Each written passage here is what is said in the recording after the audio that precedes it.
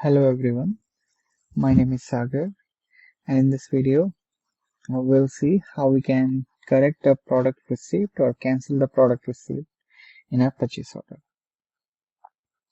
So what I will do, I will simply create a PO, we'll confirm our PO, then we will post the product receipt. Now assume I will pick my 20 quantities. Okay, first of all I will do the product receipt for all my 20 quantities, but I say this is wrong. Instead of 20 I only received 15. Then what I will do at the end, I will say only I even do not receive 15 and I want to cancel it completely.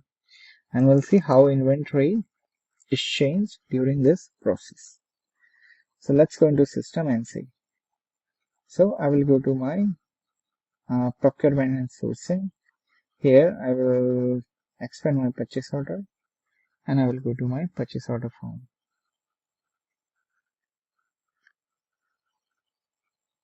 Okay, and here what I will do, I will click on new and I will select a vendor, and let me say vendor as this Acme Supply, and I will click OK. And now purchase order is ready and my vendor is also ready. Now I need to add a product here. So I've created a product that I'm going to use. So I will go to my inventory management. Here I will go to my inquiries and reports. I will open my on hand list and I will search my D365 product. And I will go to dimension. I will click on my site and warehouse and I will save this setup as well.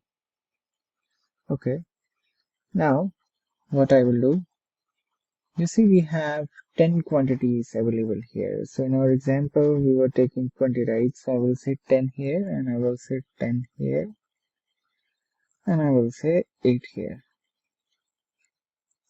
Okay, so first of all I will create purchase order of this 2 and 21, 2 site and 21 warehouse. So I will add my product here. I will go to my product. I will pick my site as 2 and my warehouse as 21. Yeah, 2 and 21. And let me save this. Now I will change my quantity. As I was interested in 10 quantities, I will click on 10. Okay. And now what I will do, I will confirm my purchase order. And as soon as my confirm will be done, you will see this will be on ordered. Okay, our status is changed to confirmed. I will refresh here. And now when I will refresh here, you see the ordered one is 10. Okay, and now further what I will do, I will simply I will do receive. Okay, I will click on my receipt list. Here I will say order quantity, I will select this only and I will click OK here. I'm going to do a receipt and then I will generate my product receipt here. Now here I will say this as product receipt 123. I will click OK. This would be the invoice number which your vendor will give.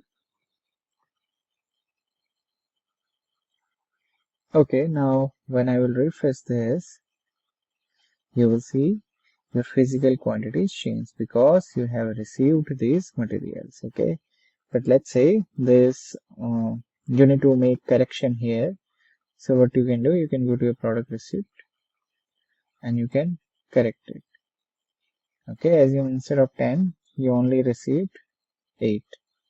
So then here is your quantity ordered, here is actual quantity you received. So you change it to 8 and click OK.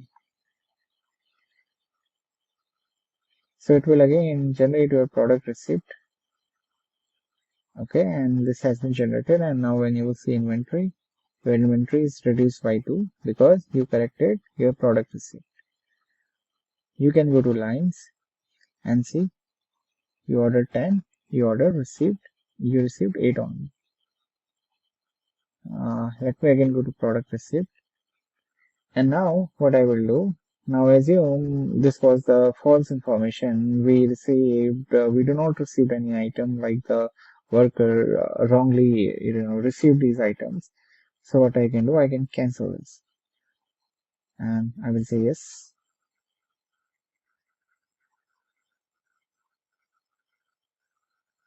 Okay, now if you see this product receipt PR123, that is when we provided the number right here, that is cancelled. And now this 18 should remove and it should turn out to be 10.